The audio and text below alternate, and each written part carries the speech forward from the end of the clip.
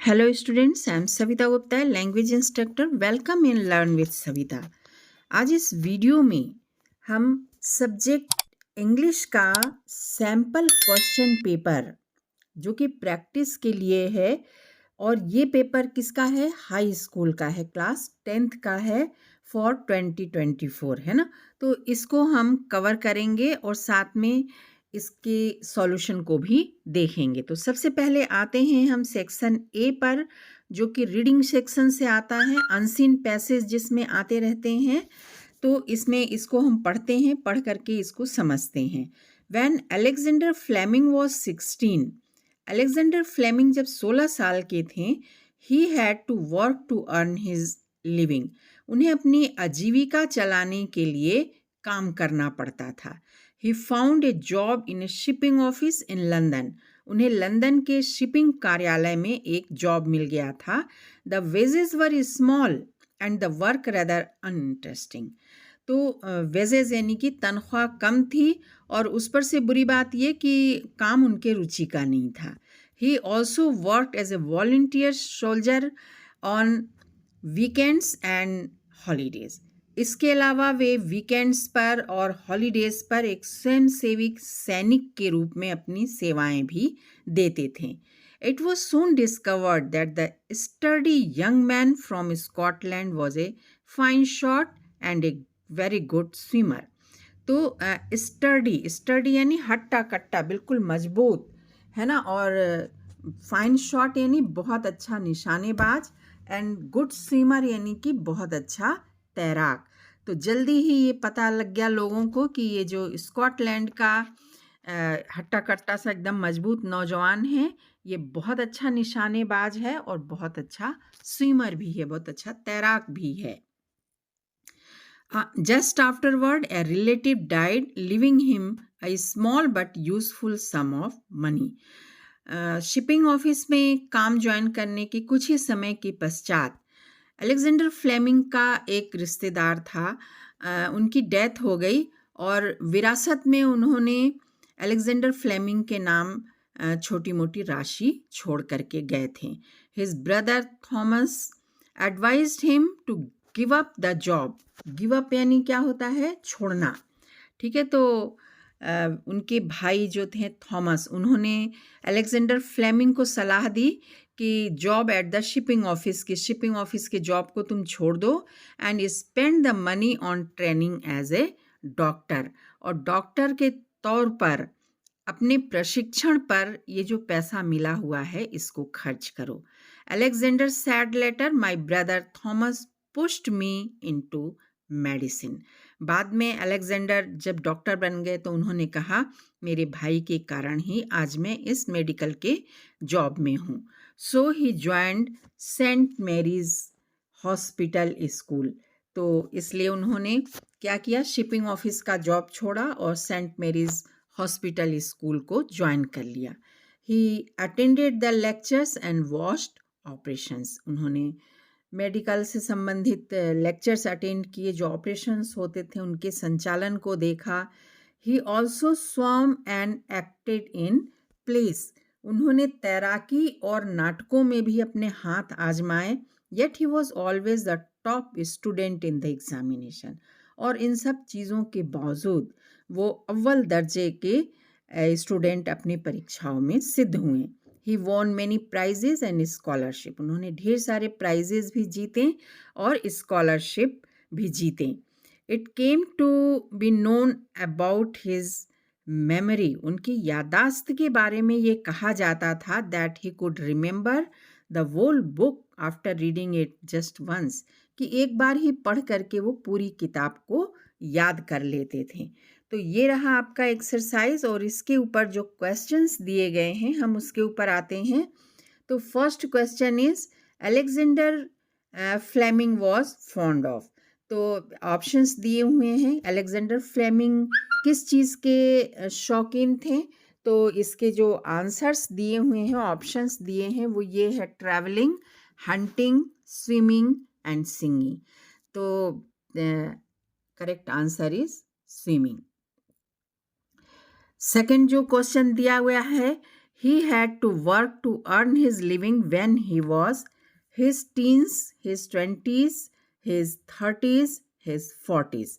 Then he was his teens. जब वे teenager थे तभी उन्हें वर्क करना पड़ रहा था अपनी आजीविका चलाने के लिए. What influenced Alexander Fleming's decision to leave his job at the shipping office?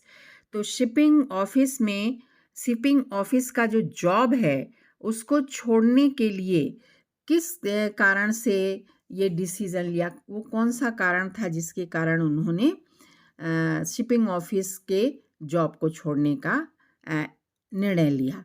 Desire for adventure, relatives death and inheritance, pressure from his friends, disinterest in the shipping industry.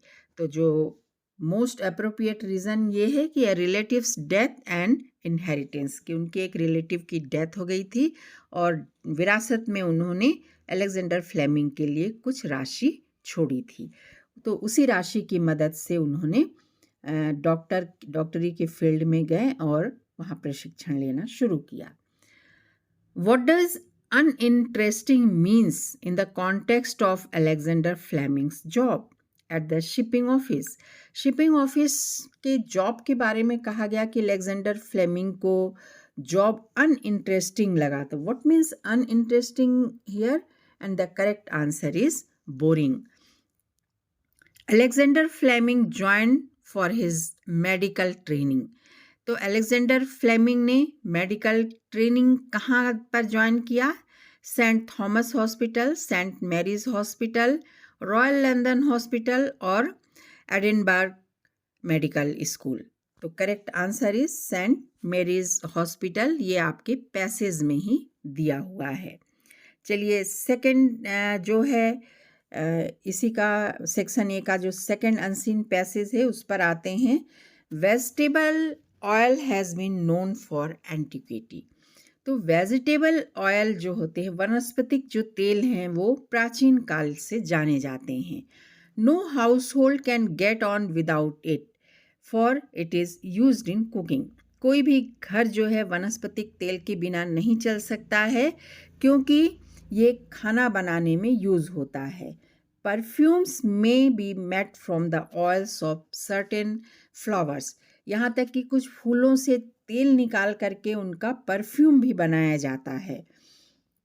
Soaps are made from vegetable and animals oil. वनस्पतिक तेल और जीव तेल से मिला करके साबुन बनाया जाता है. नहीं कि तेल का हमारे डेली लाइफ में बहुत उपयोग है. इसके अलावा to the ordinary man one kind of oil may be as important as another. तो एक सामान्य व्यक्ति के लिए एक तरह का जो तेल है वो दूसरे तरह के तेल सब एक जैसा ही होता है, उसके लिए कोई अलग नहीं है.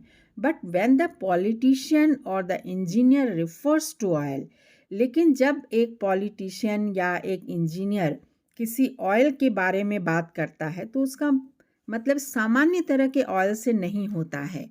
ही ऑलमोस्ट मीन्स मिनरल ऑयल. उसका मतलब खनिज तेल से होता है. The oil that drives tanks,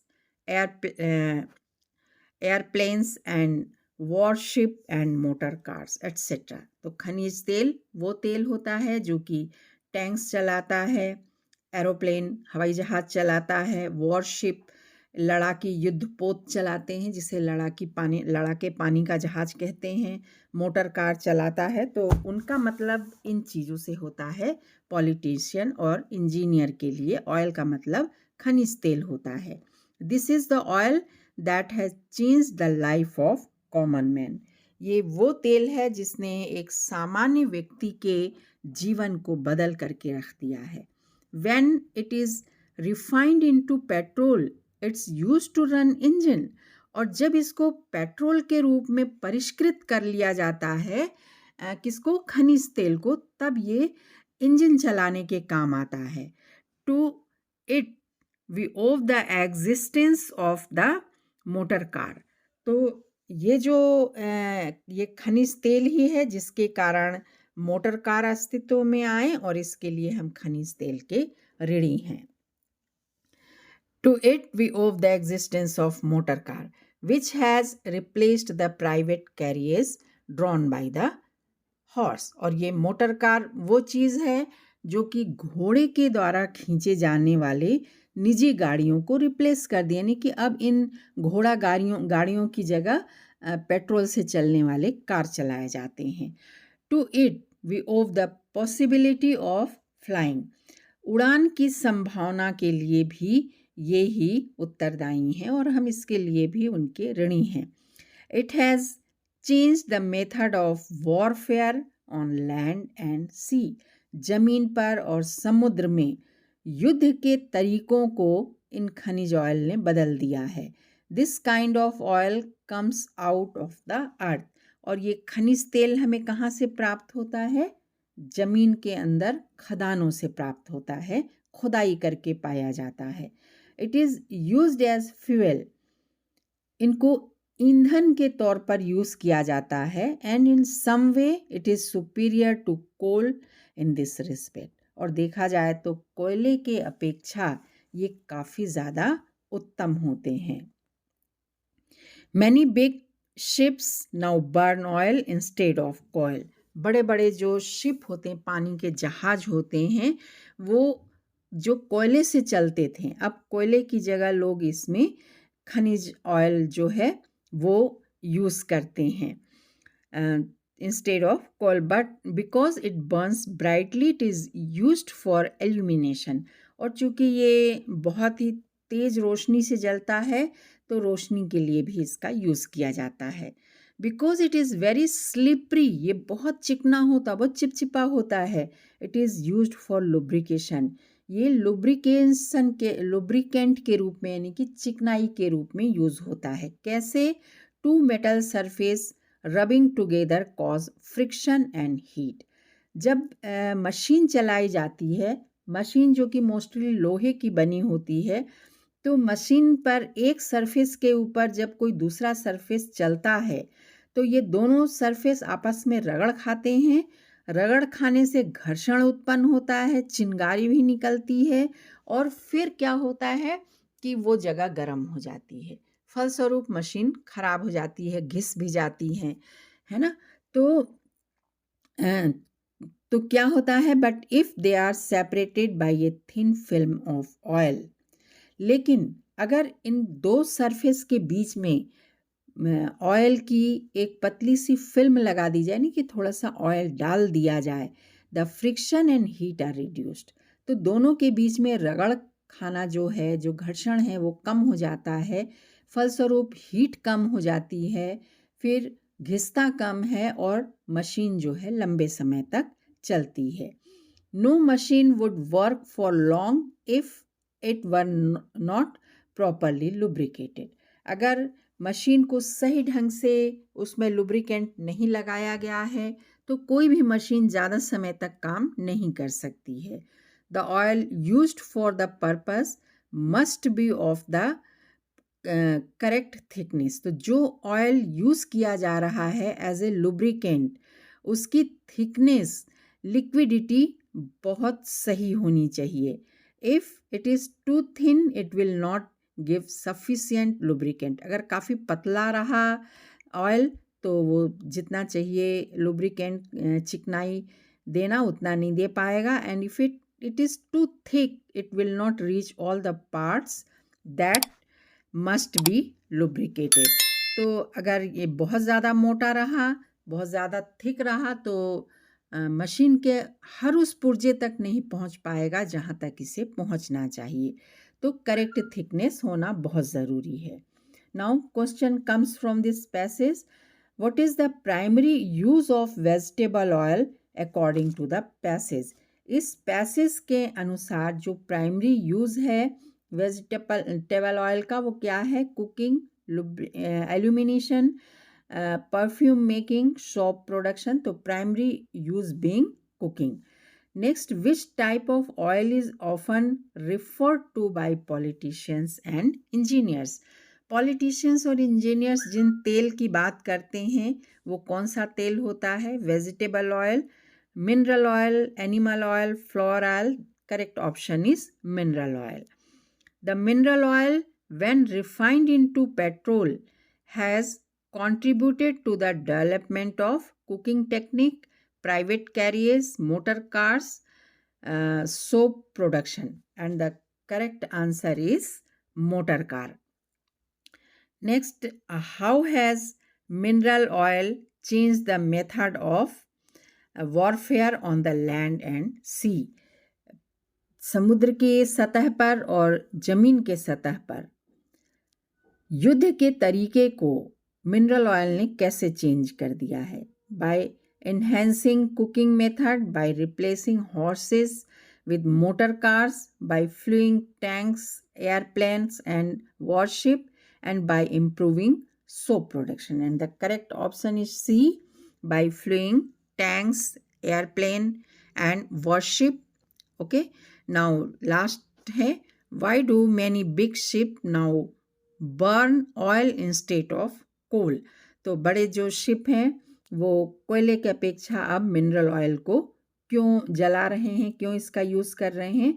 because it is more readily available, because it is brighter, because it is a superior fuel, because it is used for lubrication. And the correct option is because it is a superior fuel. Now next हम आते हैं कि ये scene passage है जो कि हमारे text book से लिया गया है. तो सबसे पहले हम इसकी रीडिंग कर लेते हैं और देखते हैं कि इसका अर्थ क्या है. ये 3 क्वेश्चन दिए गए हैं एक एक नंबर के, है ना. Writing in a diary is really strange experience for someone like me. Diary लिखना या डायरी में अपने मन की बात लिखना मेरे जैसी किसी लड़की के लिए वास्तव में एक विचित्र अनुभव है. ये आपके टेक्स्ट बुक का है ना. Not only because I have never written anything before. सिर्फ इसलिए नहीं कि ये विचित्र अनुभव इसलिए नहीं लगता है मेरे को कि मैंने कभी इसके पहले कुछ नहीं लिखा, but also because it seems to me. बल्कि इसलिए भी क्योंकि मुझे ऐसा प्रतीत होता है that later on neither I nor anyone else will be interested in the musing of a 13-year-old school girl. तो मुझे ऐसा प्रतीत होता है कि बाद में ना तो मैं खुद और ना ही कोई अन्य व्यक्ति 13 साल की इस डायरी लिखने वाली स्कूल गोइंग बालिका के चिंतन को, उसके मन के बातों को, उसके दिमाग में चल रही उमड़ते घुमड़ते विचारों में कोई रुचि रखेगा. अपने खुद के लिए भी वो यही बोल रही है. ओह वेल इट डजेंट मैटर. चलो ठीक है, कोई बात नहीं, है ना. ये बात मेरे लिए इतनी महत्व नहीं रखती है कि कोई याद रखेगा या नहीं रखेगा. I feel writing. सही बात तो ये है कि मैं लिखना चाहती हूँ. ठीक है, कोई क्या सोचता है इससे कोई फ़र्क नहीं पड़ता है. I feel like writing. मैं सिर्फ डायरी लिखना चाहती हूँ. And I have an even greater need to get all kinds of things off my chest. और इससे भी ज़्यादा ये मुझे इस बात की आवश्यकता लगती है कि मैं सभी प्रकार की चिंताओं के बारे में बात करूँ. किससे बात करूँ? डायरी के पन्नों से बात करूँ. यानी डायरी के पन्नों पर अपने मन की बात को लिखूँ और अपने दिल के बोझ को हल्का करूं. ओके, नाउ क्वेश्चन कम्स कि first, from which lesson has this text taken. किस लेसन से ये टेक्स्ट लिया गया है? And the option is a letter to God, Nelson Mandela, long walk to freedom, 2 stories about flying, from the diary of Anne Frank. And the correct answer is from the diary of Anne Frank. Second question is, who is the author of the diary of Anne Frank? Diary of Anne Frank की author कौन है, लिखने वाली कौन है? Ruskin Bond, Anne Frank, Liam O'Flaherty, GH Fluents. तो देखिए diary है, एनी फ्रैंक लिख रही हैं, तो राइटर भी कौन होंगी? एनी फ्रैंक ही होंगी। थर्ड क्वेश्चन थोड़ा सा अजीब है। What did Anne Frank to do to take things off her chest? अपने दिल से बोझ हटाने के लिए एनी फ्रैंक को क्या करना चाहिए? To would slip, she would slip a lot, she would eat a lot, she would play a lot, she would dance a lot। है ना, इसमें 4 ऑप्शन दिए हैं, चारों ऑप्शन गलत हैं। है ना, एक्चुअली वो अपने दिल का बोझ डायरी के पन्नों पर उतार करके अपना मन हल्का करती थी। तो कोई भी ऑप्शन नहीं है, ऐसा प्रश्न नहीं दिया जाना चाहिए। ठीक है, आप इस क्वेश्चन को छोड़ सकते हैं। चलिए नेक्स्ट जो है वो ये भी सीन पैसेज है, ये आपकी पोएट्री सेक्शन से लिया गया है। इसमें भी 3 क्वेश्चंस दिए गए हैं। Listen the glass is breaking, सुनो टहनियों के प्रयास से खिड़की के जो कांच हैं उनके टूटने की आवाज़ सुनाई दे रही है। The trees are stumbling forward, ठीक है, कांच टूटते ही पेड़ तेजी से बाहर निकलते हैं और स्टम्बलिंग करते हैं। क्या करते हैं? ऐसा करते हुए वे एक दूसरे पर गिरते हैं, लड़खड़ाते हैं और आपस में टकराते हैं। इनटू द नाइट, रात का समय है ना, रात के समय ये हो रहा है। Winds rush to meet them, और जैसे ही पेड़ खुले में आते हैं, कांच तोड़ करके घर से बाहर निकल आते हैं, तो उन्हें लगता है मानो हवा उनसे मिलने के लिए तेजी से उनकी ओर आ रही है। The moon is broken like a mirror, और इस तरह स्वतंत्र होकर के पेड़ जब जंगल में गर्व से सिर ऊंचा करके खड़े हो जाते हैं, तो वे इतने ऊंचे हो जाते हैं कि ऊपर की ओर देखने पर उनकी पत्तियों और शाखाओं से होकर आने वाले चांद का प्रतिबिंब टुकड़ों में दिखाई देता है। ब्रोकन लाइक ए मिरर, टुकड़ों में टूटा हुआ दिखाई देता है। Its pieces flash on in the crown of the tallest oak, और ऐसा लगता है मानो चांद के ये टुकड़े सबसे ऊंचे ओक के पेड़ के शीर्ष पर मुकुट के भांति सजे हुए हैं। तो क्वेश्चंस इसके जो हैं वो इस तरह से हैं कि from which poem have the above lines been taken? The trees, the fog, dust of snow, animal, and the correct answer is the trees. The figure of speech used in the line the moon is broken like a mirror is metaphor, simile, oxymoron, personification, and the correct answer is simile. simile क्यों? क्योंकि इसमें चांद के टुकड़े और कांच के टुकड़ों के बीच तुलना की गई है। वर्ड लाइक का यूज किया गया है, इसलिए यहाँ पर सिमिली है। The opposite of the forward is onward, forward, backward, upward. तो फॉरवर्ड का अपोजिट ऑब्वियसली क्या होगा? बैकवर्ड होगा। So students, this is all about the reading section of the sample paper. बाकी नेक्स्ट वीडियो में कवर करेंगे क्योंकि वीडियो काफ़ी लंबा हो जाएगा। Thank you, thanks for watching the video. अपने एग्ज़ाम की अच्छी तैयारी करते रहिए, और अगर कहीं कोई भी प्रॉब्लम आ रही है तो कमेंट बॉक्स में लिख करके ज़रूर पूछ लीजिएगा।